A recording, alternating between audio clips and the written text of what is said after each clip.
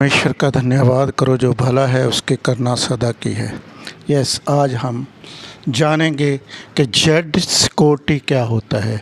Z security, आप देखते हैं कि हमारे जो मेन लीडर होते हैं, जैसे हमारे स्टेट का जो चीफ मिनिस्टर है उसको जेड सिक्योरिटी प्रदान की जाती है। इसी तरह और भी बहुत से ऐसे नेता हैं जिनको जेड सिक्योरिटी प्रदान की जाती है, जिसके अंदर 22 लोग होते हैं जो कि एक नेता के आगे और पीछे, दाएं और बाएं होकर उसकी सिक्योरिटी के लिए तत्पर रहते हैं ताकि उसको कोई नुकसान ना पहुंचे। तो ये जेड सिक्योरिटी है जो कि 22 सिक्योरिटी गार्ड्स के अंदर एक नेता को रहना पड़ता है। जैसे हमारे पंजाब का चीफ मिनिस्टर है, या यूपी का चीफ मिनिस्टर है, या गुजरात का चीफ मिनिस्टर है, और इस तरह इसको जेड सिक्योरिटी बोलते हैं। इसी तरह परमेश्वर भी है जो हमारे लिए जेड सिक्योरिटी प्रदान करता है। उसके लिए हम पढ़ेंगे 11 आयत 91 भजन का। क्योंकि वह अपने दूतों को तेरे निमित्त आज्ञा देगा, जहाँ कहीं तू जाए वह तेरी रक्षा करे। यस, ये है परमेश्वर की तरफ से जेड सिक्योरिटी। लेकिन ये किन को मिलती है? उनको जो हम पहली आयत में पढ़ते हैं, जो परम प्रधान के छाए हुए स्थान में बैठा रहे वो सर्वशक्तिमान की छाया में ठिकाना पाएगा। तो जो परम प्रधान के छाए हुए स्थान में बैठे रहते हैं, यानी कि लगातार दुआ प्रार्थना में रहते हैं, यानी कि लगातार परमेश्वर की आज्ञा में रहते हैं, उनको हमारा परमेश्वर पिता अपने दूतों को आज्ञा देता है कि वे आपकी रक्षा करें।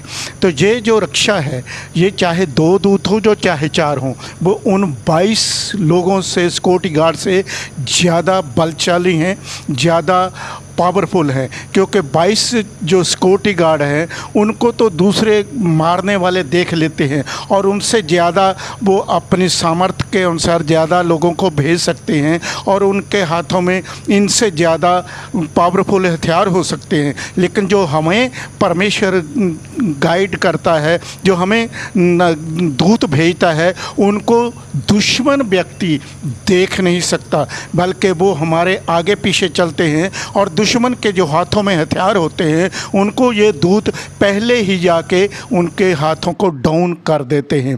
तो ये जो सिक्योरिटी है जो परमेश्वर की तरफ से आपके पास लगाई जाती है, वो जेड सिक्योरिटी से भी ज़्यादा वजनदार है, ज़्यादा पावरफुल है। इसलिए आप परमेश्वर के परम प्रधान छाए हुए स्थान में बैठा रहें और सर्वशक्तिमान की छाया में ठिकाना पाना सीख लें, उसकी शरण में बैठे रहें।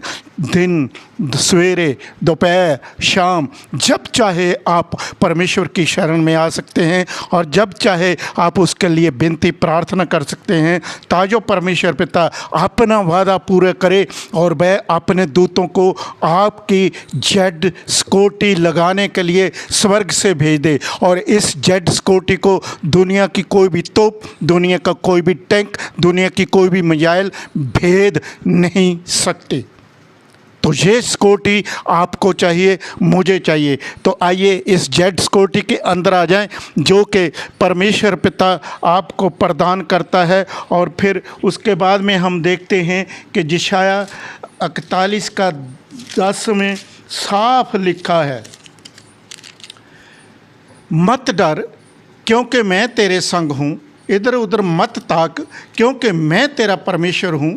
मैं तुझे दृढ़ करूँगा और तेरी सहायता करूँगा, और अपने दाहिने हाथ से मैं तुझे संभाले रहूँगा। ये है परमेश्वर का वादा कि वो तुझे दृढ़ करेगा अपने दूतों को भेजकर, और ख़ुद भी वो कहता है कि मैं तेरी लड़ाइयाँ आप लड़ूंगा। इसलिए आप परमेश्वर के परम प्रधान के छाए में बैठे रहें ताजो वो आपको जेड सिक्योरिटी प्रदान करे। आमीन। तो आइए पिता परमेश्वर की हजूरी में जाएं।